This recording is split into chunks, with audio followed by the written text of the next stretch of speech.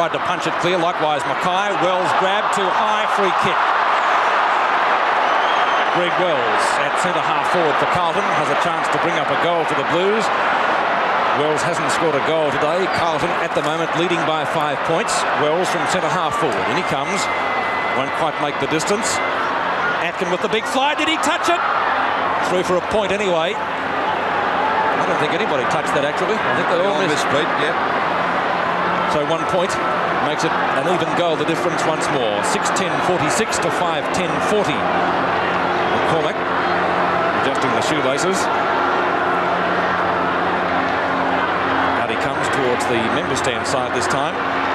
Mackay on his own, or Mackay doesn't usually spill those, certainly not on a dry day, but we can make excuses this afternoon. Barham tries to get it clear. Plenty of opposition from Bususto. Out to Toomey. Malin in there as well. Likewise assistance from Dool. Umpire Mike Dye has decided on the bounce. Well, a very scrambly game.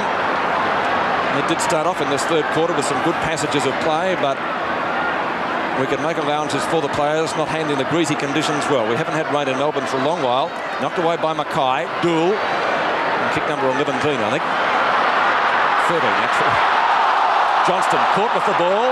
Fans looking for a free kick as Malin breaks clear. Umpire Mike Dye has, I could almost say, taken the easy way out by deciding to ball it up. Taylor having a word to him. And Dye with a smile from ear to ear.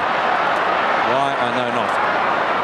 Bounce down. We'll see the ruck work with David Mackay doing it and does it well. Palms it out nicely to Wells, who's shepherded okay by Sheldon. A shot at goal by the centre man is through, I think. Yes, it no touched. 1 point to Greg Wells. Touched right on the line. Scoreboard as we take a look at the replay. Let's watch that. Goal umpire in perfect position. You couldn't argue with that, Bob. No doubt it was touched, Pete. Ball back into play again. Out there to watch Carlton's half forward on a stack up, and the umpire's going to ball it up once again. So it's 7 points the difference in favour of Carlton. And we're approaching the 14-minute mark of this, the third quarter of the 1981 Grand Final. We certainly hope that you're enjoying this wherever you may be throughout the world. Ball knocked out again by Mackay. There's a go now for Wells. He gets clear. The umpire said there'll be a free kick to Collingwood. It'll go to Lovell out there at half-back. He's actually over towards the centre half-back position. Lovell's kick is out there towards the wing. Collingwood struggling at the moment. Ball knocked down. The ball finally delivered up there by Davis across towards centre field. Punched away by Barham. Barham goes in again. Couldn't pick it up. There's a go for Fitzpatrick. He doesn't make many mistakes. Fitzpatrick's kick is out wide towards that half-forward line. The pack fly. They all miss it, actually. Going after it now is Byrne and Marcoux. Byrne plays it safe and goes for the boundary line. And the ball is out of bounds. So it's out of bounds on Carlton's half-forward line. This time it's only about 45 metres around from their goal. Knocked out by Mackay. Picken couldn't pick that one up, and once again it's out of bounds towards the wing position. Still about 70 metres around from the Carlton goal. Carlton, to me, are looking a little bit better. Agreed. I don't know what Bob thinks about it. Yes, but they're not putting it on the board though, Lou, and Collingwood only need a goal and they're back into the game. There we see Williams getting a free kick. I think that Collingwood, if they can stay with them up till three-quarter time, we all know Collingwood's finishing power, and they all hang on too. There's no doubt about that, which they've proved this year. I think in about 11 close ones, they've won them all. Waiting now for Williams from half-back. Kicks the ball across there towards centre half forward. Rene King coming in. Stewart's in front. No one can take the mark. Plenty of Carlton defenders. Oh, a fumble that time by Dool. The ball pushed out again. Aspin had a fresh air shot. Couldn't get it. Things have been quiet for him today as they pile in there. And the umpire's going to ball it up on Collingwood's half forward on about 70 metres out from the goal. And we're approaching the 16-minute mark of this, the third quarter of the 1981 Grand Final. Bounced out and knocked away by Fitzpatrick. It's sharked by Dacos. Dacos with a high kick towards the pocket. It could be over the line on the full. In fact, it is. And the penalty will be taken down there by English. English in the back pocket for Carlton. Main scoreboard end. Blues this quarter kicking towards the Jollymon goal. Fitzpatrick has the ball knocked away from him. Picking it up as Irwin. Gives it to Dacos and turn over to Tony Shaw. Useful handball to Taylor, who skirts well, shoots at goal and has put it through for a great goal at Taylor. His first. Collingwood looking okay with that passage of play. The scoreboard, Carlton 6-11, 47.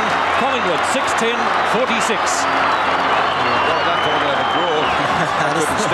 Still a long way to go yet, Lou, but we watch on replay as Dacos gets a lovely handball to Shaw, Tony Shaw that is, Michael Taylor steadying and showing just how cool he is under pressure to put that one through for full points. Nearly 17 minutes have gone in the 81 Grand Final at the MCG as it comes down to Tony Shaw, but he couldn't handle it. It bounced the wrong way. Picked up by Ashman, whose kick is short. Taken by Bill Picken. Collingwood go forward again towards the half-forward line. Kink breaking clear. Shrugs the tackle from English. Pops it up short. Tony Shaw will mark.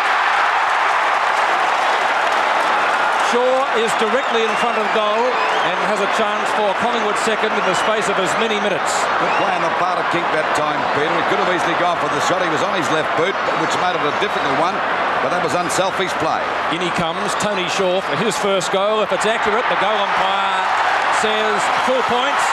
And Collingwood strike a purple patch. Tony Shaw's first goal and the scores. Carlton 6-11-47, now trailing Collingwood by 5 points. The Magpies 7-10, 52.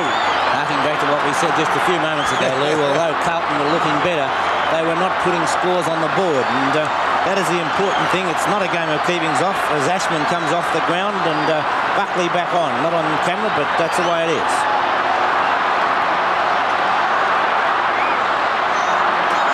Shaw doing his bootlaces there as Ashman does come off the field. Well, he hasn't had a very good day. Rod Ashman, only 5 kicks to his credit. Another new ball being brought out. Umpire Mike Dye will bounce it. 7 Network telecast of the 81 Grand Final. We're 18 minutes now into the third term. Centre bounce again, and the Magpies in front by 5 points. The ball comes back to Atkin. He knocks it back again. Has a go for Glasgow. He's tripped. The umpire caught that one and a free kick to Glasgow. Might have been a good move, that one, because he was certainly breaking clear.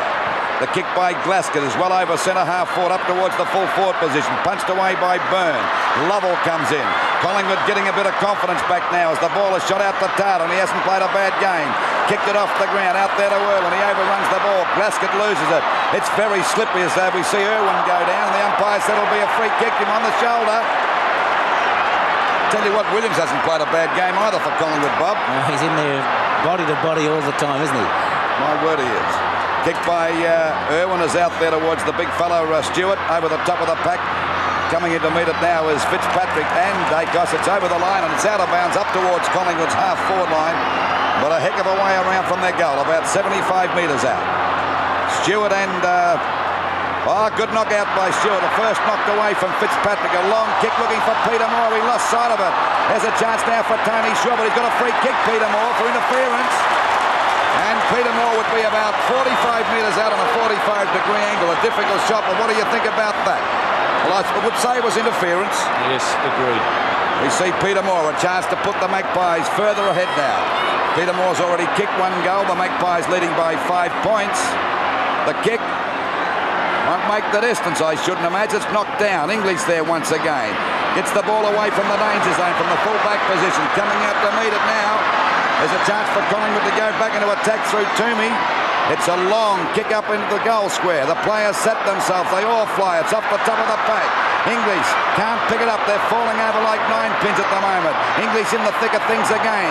And the umpire said he had no hope and will ball it up about 10 metres out from the Collingwood goal. Collingwood in front by 5 points. 52 points Collingwood to Carlton 47. And we're right on the 20-minute mark of this, the third quarter. Knocked out to Stewart again by Moore. No one can get clear. There's strong players. We see a pick-up by Shaw. A snap for goal. It's there. I think he may have put it through. A beautiful goal. And the Magpies. The score now. The Magpies in front again by 12 points. Collingwood 8-10. 58 to Carlton 6-11-47. A wonderful piece of football there by Ray Shaw, roving to perfection. Mark Williams again in the thick of things, tapping it out to Shaw, and the left foot snap. A beautiful goal, and it's just how things change.